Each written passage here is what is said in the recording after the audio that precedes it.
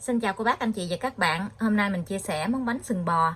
Món bánh này hôm nay thì mình có phủ thêm một lớp đậu nành ở bên ngoài cho nên nó rất là thơm luôn, mà cực kỳ ngon luôn á. Cô bác, anh chị và các bạn thấy thích thì cùng làm nha. Bánh này làm nhanh lắm. Mình chuẩn bị trộn bột. Ở đây mình có 250g bột mì số 13. Cô bác chọn loại bột mì có protein cao thì cái bánh của mình nó sẽ dai. 30g đường, một tí xíu siêu muối, khoảng 1/4 muỗng cà phê, một chiếc trứng gà. Phần nguyên liệu thì mình sẽ để bên dưới video trong phần mô tả để cho cô bác anh chị dễ chuẩn bị nha. 4g men, 120ml sữa tươi không đường. Mình trộn tất cả cái phần bột này lại. Mình dùng tay để mình nhồi bột. Nếu nhà cô bác anh chị có máy nhồi bột thì nó tiện hơn ha.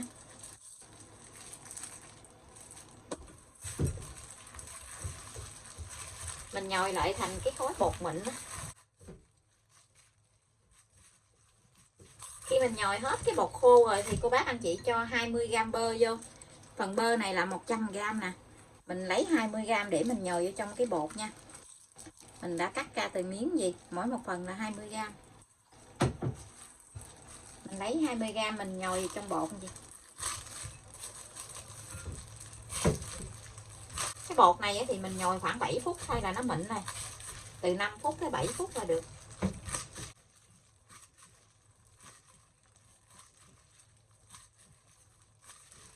Mình nhồi hồi thì cái khối bột của mình nó mịn lại như gì. Khi mà mình túm lại nó không có bị sần sùi, nó không có bị gách á.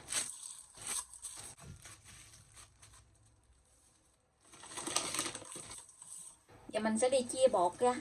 Mình cho tí xíu bột khô xuống dưới cái miếng chải gì nè, để mình chia cái bột này nó không bị dính.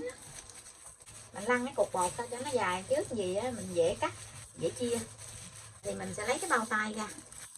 Mình lấy cái bao tay ra, mình rửa tay xong rồi mình đi làm bằng tay, nó dễ hơn.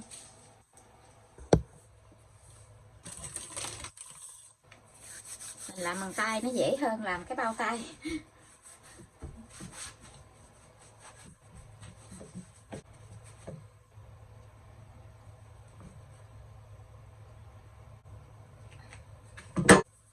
Mình chia bột ra xong rồi thì mình sẽ túm lại cho nó tròn tròn lại gì nè. Ra tròn xong rồi thì mình để qua một bên. Mình lấy cái màng bọc thực phẩm mình đậy lại để cho bột nó không có bị khô. Mình làm tới đâu thì mình cho vào trong cái màng bọc thực phẩm tới đó nha.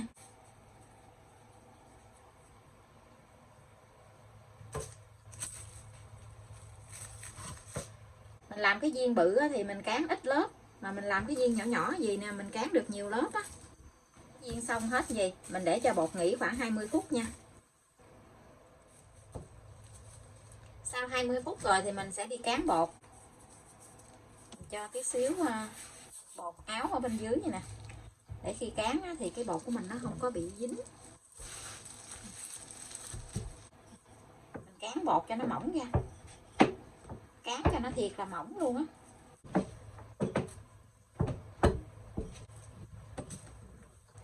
Cán cho nó mỏng vậy luôn nè. Mình cán sẵn rồi mình để qua một bên nha. Tiếp tục thì mình cán cho hết cái phần bột luôn.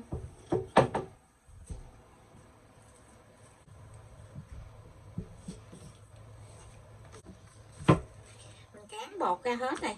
Bây giờ thì mình sẽ thoa bơ lên trên bột nha. Cứ mỗi một lớp bánh thì mình thoa một lớp bơ. Mình để ở ngoài nhiệt độ phòng cho bơ nó mềm ra. Mình dùng cái bao tay á, mình đeo vô rồi mình thoa lên trên bánh gì. Mình thoa đều hết lên trên cái miếng bột á. Mỗi một cái lớp bánh vậy thì mình thoa một lớp bơ. Rồi mình lấy một miếng bột tiếp theo cái mình đắp lên vậy. Rồi mình tiếp tục mình cứ thoa lên nữa. Thoa cho nó đều ra. Khi mà mình thoa mình lấy cái tay mình đè đè cái bột cho nó đều á.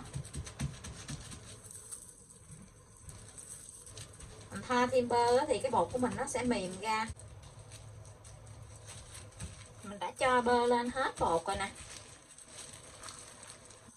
được rất là nhiều lớp luôn. dư bơ.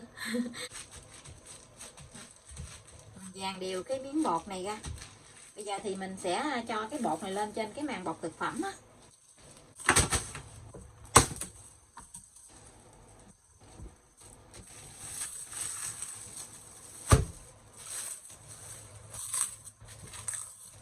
Mình túm cái bột này cho nó kín lại, mình để vô trong cái khay hay cái dĩa vậy nè. Thì cô bác anh chị cho vào trong ngăn đá nha. Mình để trong ngăn đá khoảng 20 phút. Và bột bánh của mình để trong ngăn đá được 20 phút rồi. Nó có cái độ dẻo dẻo gì nè. Rồi thì mình lấy ra mình cán. Mình tạo hình bánh luôn.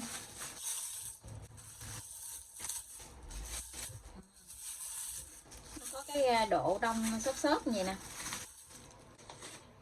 Dưới miếng bột xuống dưới cái miếng chải gì để nó không có bị dính á.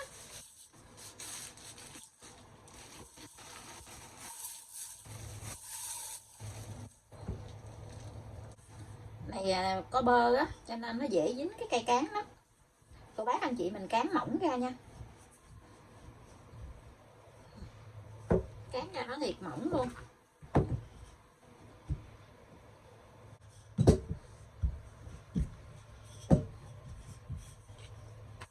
Mình cán cho nó mỏng vậy.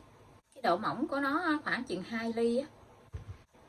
Mình chia cái bánh ra. Nếu như cô bác thích cái bánh bự á, thì mình làm bự. Còn nếu như thích cái bánh nhỏ á, thì mình làm nhỏ.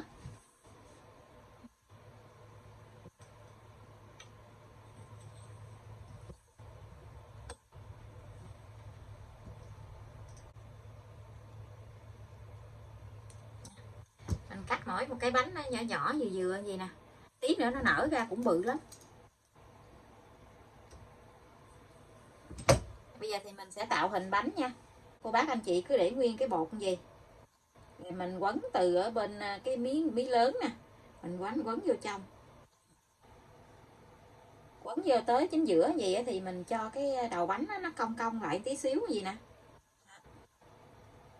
Rồi mình hãy quấn tiếp.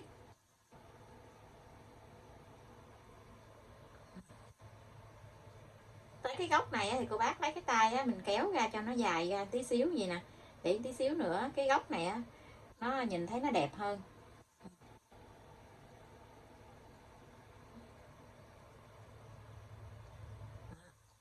Xong rồi thì mình quấn cho nó cong cong lại gì nè. Giống cái sừng bò. Thấy dễ thương ha. Bây giờ thì mình cho lên cái khay luôn.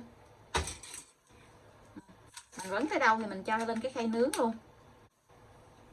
Tiếp tục thì mình cứ làm cho hết cái phần bột này.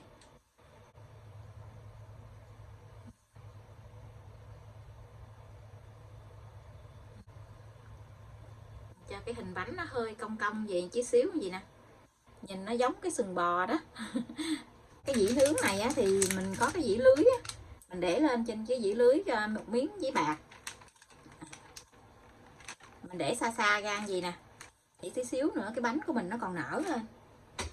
Thì một cách tạo hình nữa, nếu như cô bác anh chị thích cái sừng nó hơi cong cong dài tí xíu thì mình lấy cái đồ mình cắt cái chính giữa vậy nè. Mình cắt ra khoảng chừng một lóng tay vậy đó. Cái mình bẻ ngược ra. Mình vẽ chữ V ra vậy nè.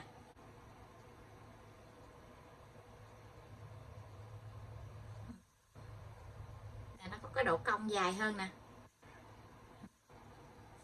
Mình tạo hình xong rồi thì cô bác lấy cái khăn hoặc là cái màng bọc thực phẩm mình đậy kín lại.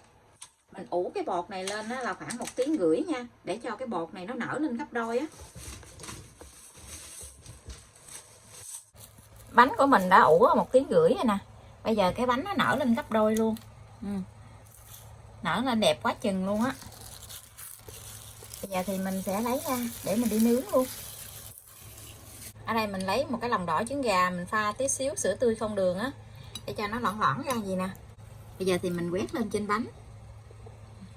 Mình quét cái trứng với lại sữa nè. Mình quét đều lên trên cái mặt bánh á.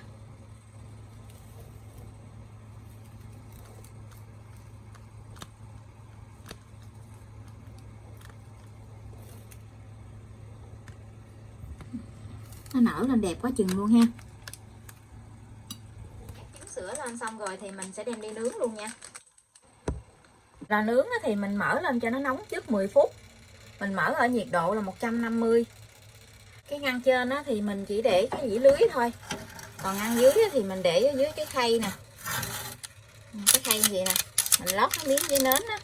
Mình để lên cái khay như vậy. Để mình nướng 2 dĩ thôi, 2 ngăn. Cái lò mới này mình mới nướng lần đầu tiên nè. Nướng ở nhiệt độ là 145 độ C. Mở 2 lửa. Thời gian nướng là 30 phút. Không cần mở quạt. Cô bác canh nhiệt độ nóng của lò nhà mình nha. Mình thấy cái mặt bánh nó chín vàng là được.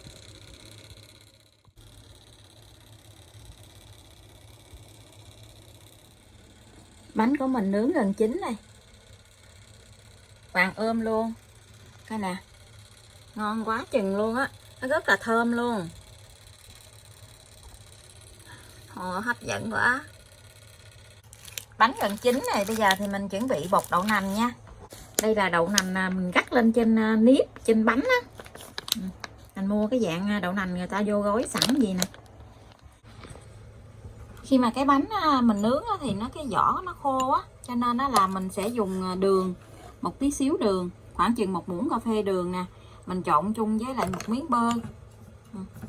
Để tí nữa mình quét lên trên cái mặt bánh á, rồi mình mới cho cái phần bột đậu nành lên thì nó mới dính được cái bánh.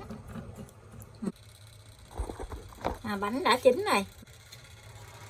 Wow, coi nè, cái bánh nó nở phồng lên coi nè. Mình cho ra cái mâm gì.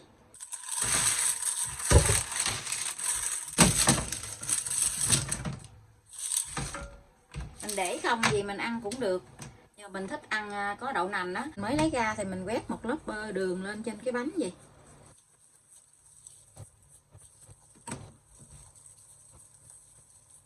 Quét cho nó thấm ướt ướt vậy đó. Mình lấy đậu nành mình gắt lên. Cái loại đậu nành này, đậu nành người ta để lên trên nếp á, để lên trên bánh kẹo này kia đó. Mình gắt đậu nành lên vậy nè. Áo hết một lớp ở bên ngoài luôn.